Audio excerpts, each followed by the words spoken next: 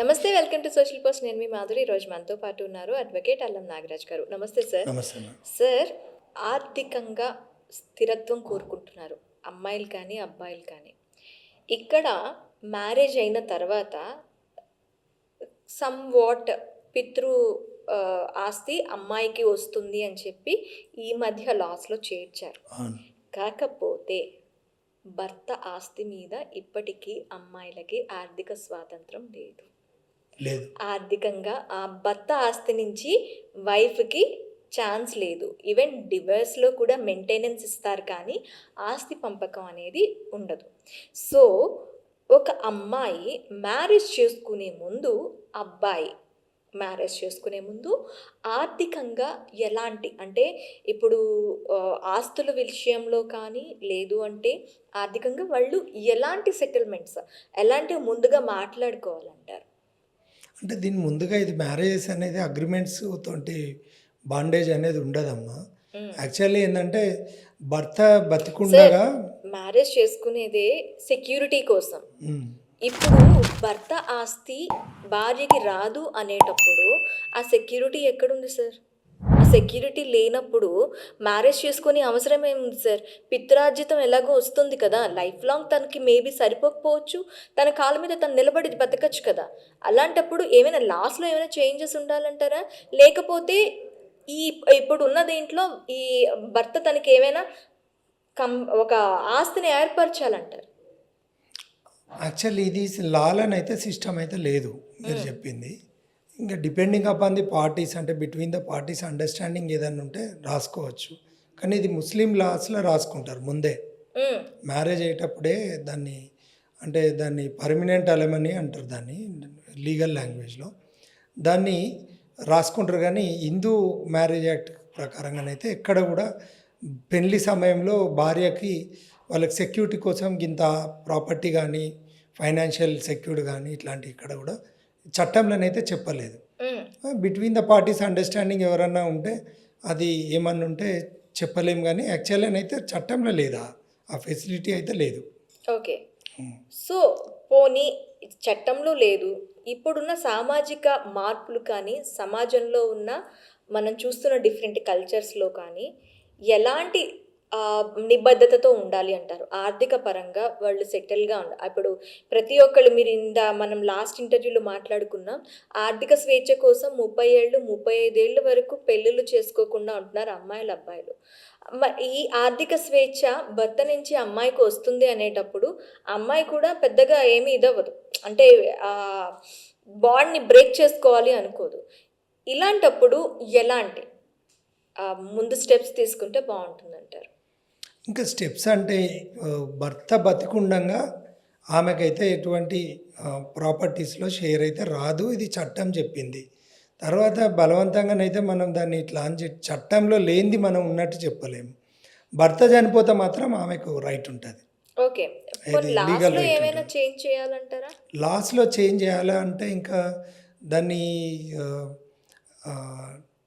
ఇదైతే ఒక లీగల్గా ఆలోచించే విషయం.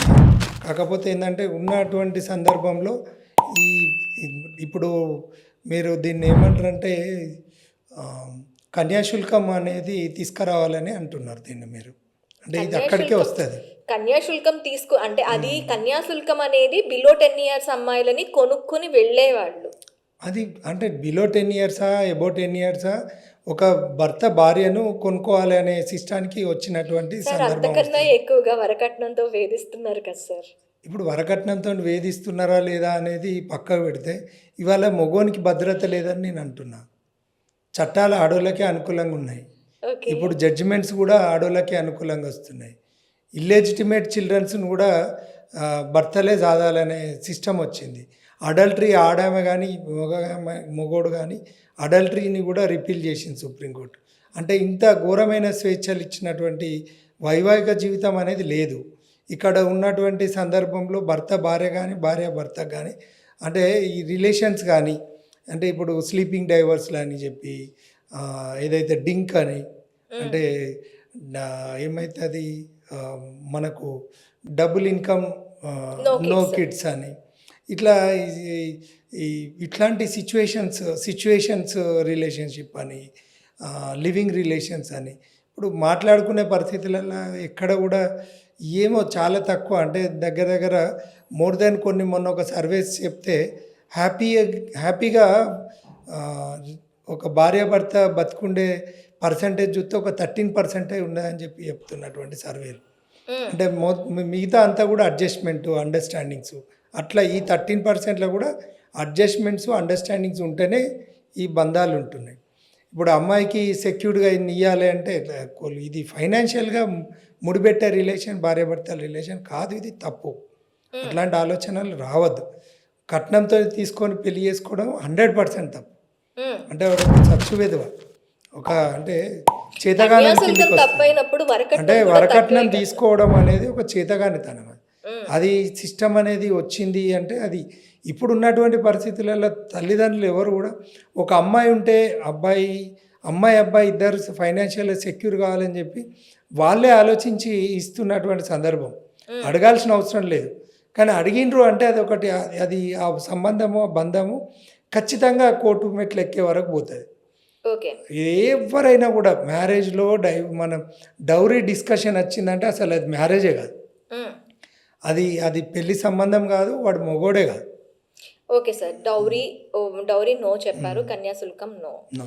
డివోర్స్ అయినప్పుడు ఈ అమ్మాయికి ఆర్థిక స్వాతంత్రం కోసం మెయింటెనెన్స్ అనేది వేసుకునే ఛాన్సెస్ ఉంటుంది. అమ్మాయికి ఆర్థిక భద్రత ఎక్కడుంది?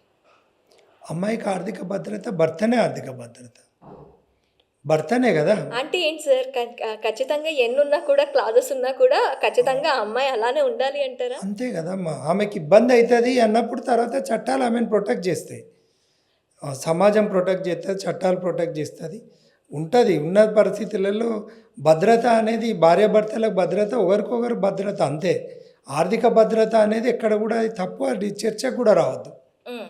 చర్చకు వచ్చింది అన్నప్పుడు ఇంకా వాళ్ళు కలిసి ఉండే ఛాన్సే లేదు. ఓకే. ఆమె వేరు, అది భార్య వేరు భర్త వేరు అని అన్నీ విడదీసినాక ఇంకా ఏ న్యాయస్థానం వాళ్ళని కలపలేదు, ఏ పోలీస్ స్టేషన్ కలపలేదు, ఏ తల్లిదండ్రులు కలపలేరు, సమాజంలో ఒక లోకల్ ఎల్డర్స్ కూడా కలపలేరు. ఎట్లయితుందమ్మా అది? How it is possible? భర్త వేరు భార్య వేరు అనుకోవడం అనేది కరెక్ట్ కాదు. అది ఆ సిస్టమ్ జ్యుడిషియరీ సిస్టమ్ కాదు. అసలు సామాజిక విలువలతోటి భార్య భర్త ఒకరు వేరు. అంటే ఒక సాక్షాత్తు శివుడు అంటారు కదా, అర్ధనారీశ్వరుడు అని.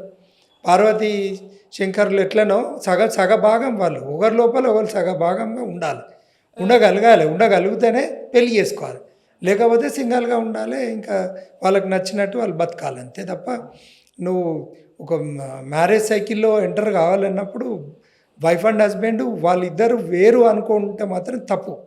ఓకే. యాజ్ యూజువల్ ఫైనాన్షియల్ కానీ ఇంకా ఏ రిలేషన్లోనైనా వాళ్ళిద్దరు ఒకటి, వాళ్ళ మధ్యలో ఎవరైనా థర్డ్ పార్టీ, ఈవెన్ ద తల్లిదండ్రులైనా కూడా థర్డ్ పార్టీ. సోషల్ రిలేషన్లో ఒకరికొకరు రిలేషన్గా వాళ్ళు రెస్పెక్ట్ ఇచ్చుకోవాలి తప్ప, అంతేగాని నువ్వు నా తల్లిదండ్రులు గొప్ప, నీ తల్లిదండ్రులు గొప్ప, ఈ సోది ఇవన్నీ పెట్టుకుంటే అది కరెక్ట్ కాదు. ఒక పెళ్ళయింది 3 ముళ్ళు కట్టుకున్నారు అంటే వీళ్ళిద్దరూ ఒకటి, తర్వాత వీళ్ళిద్దరికి సంబంధించిన వాళ్ళు అందరూ కూడా ఒకటి, అందరూ కూడా social relations irrespective of communities కానీ, ఇర్రెస్పెక్టివ్ ఆఫ్ మనకు రిలేషన్స్ కానీ అందరికి కూడా మానవ విలువలు ఇచ్చుకొని ఒక ఇచ్చిపుచ్చుకునే రిలేషన్ ఉండాలి. అట్లాంటిది భార్యాభర్తలు ఇంకా దగ్గర ఉండాలి. ఓకే. కరెక్ట్ కదమ్మా. Okay sir, thank you. Thank you.